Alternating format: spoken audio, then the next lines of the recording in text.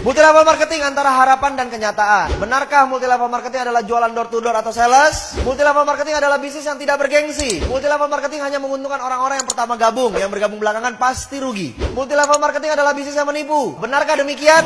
Banyak pertanyaan mungkin yang Anda terima selama ini kan? Apaan MLM? MLM itu kan bisnis penipuan.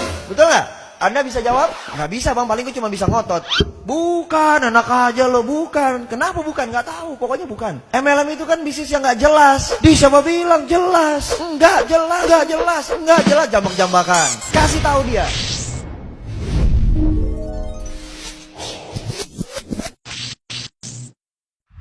Anda tahu nggak bahwa di dunia ini ada sistem pemasaran? Setiap perusahaan yang ingin mencari keuntungan pasti harus menjual produk. Produknya itu bisa berupa barang, bisa berupa jasa, betul? Nah, dibutuhkan sistem pemasaran untuk sampai ke konsumen. Nah, sistem pemasaran itu hari ini saya mau jelaskan kepada Anda. Oke, saya mau kasih tahu sama teman-teman. Di dalam dunia bisnis, ini dibagi menjadi beberapa jenis. Yang pertama adalah bisnis konvensional. Yang kedua adalah bisnis multi level marketing. Yang ketiga adalah bisnis money game. Nah, supaya kita nggak kejebak, saya mau bahas dulu yang pertama di money game. Anda tahu money game itu apa? Artinya, money, uang, game, permainan, berarti permainan uang. Banyak nggak yang nembak Anda? Ini money game ya? Jangan-jangan ini bisnis putar-putar uang orang, betul? Anda harus kasih tahu, Anda harus sadar, kita harus tahu bahwa money game itu punya karakteristik, punya identifikasi. Yang pertama, money game yang pertama, sudah pasti tidak ada produk, tidak ada produknya. Jadi kalau perusahaan ada yang nawarin tanpa produk, pasti money game. Perlu nggak dicari tahu lagi lebih dalam? Nggak perlu, tinggal. Paham? Ada produknya nggak? Nggak ada, sudah.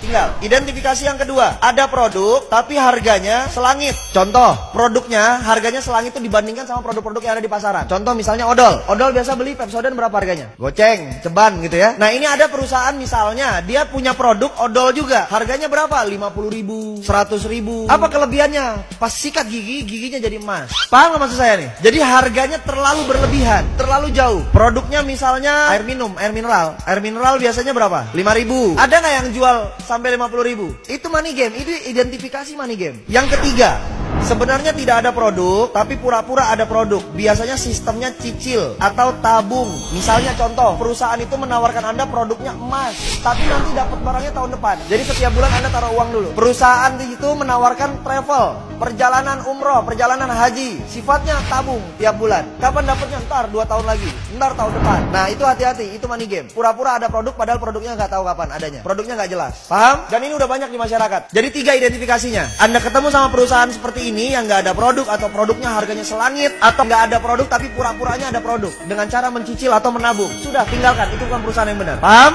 Oke. Kemudian konvensional, ini yang terjadi di sekitar kita. Pasti ada warung atau toko di sekitar Anda, betul ya? Nah, konvensional ini sistemnya begini. Semua perusahaan, tadi saya bilang, semua perusahaan pasti sifatnya melakukan penjualan, betul? Yang dijual apa? Produk. Nah, barang tersebut pasti diproduksi dulu kan? Di mana? Pabrik. Dari pabrik, apakah langsung ke konsumen? Tidak. Dia lari dulu ke distributor besar. Dari distributor besar, dia lari lagi ke distributor kecil. Dari distributor kecil, dia lari lagi ke agen-agen. Dari agen, dia lari lagi ke warung-warung atau toko. Dari warung-warung, baru dia lari lagi ke konsumen. Paham? Oke, yang saya mau tanya, konsumen tahu nggak ada barang yang di warung, ada barang di agen, ada barang di distributor kecil, di distributor besar? Taunya dari mana? Harus ada iklan.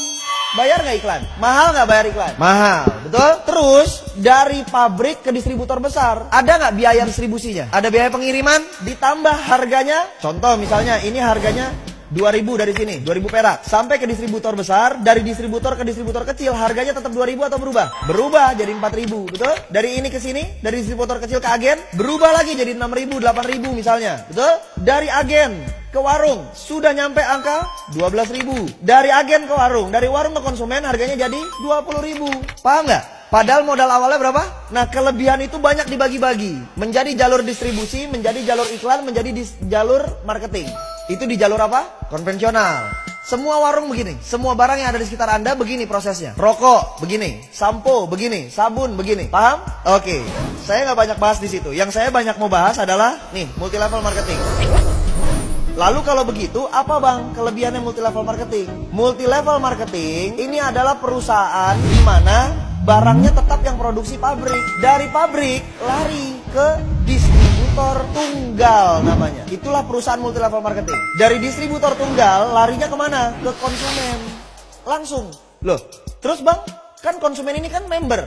Ya, dia member. Terus member biasanya tugasnya ngapain? Cerita, betul? Akhirnya ada orang yang gabung sama dia, betul ya? Berarti si konsumen ini bisa menciptakan konsumen yang lain ya? Artinya apa? Konsumen ini otomatis garis miring marketing. Berarti konsumen ini garis miring bintang iklan. Berarti konsumen ini garis miring apa? Distributor. Paham? Dari sini konsumen menciptakan konsumen lagi, menciptakan konsumen lagi. Harganya dari pabrik ke distributor tunggal, dari distributor tunggal ke konsumen, ke sini sama semua nggak? Sama.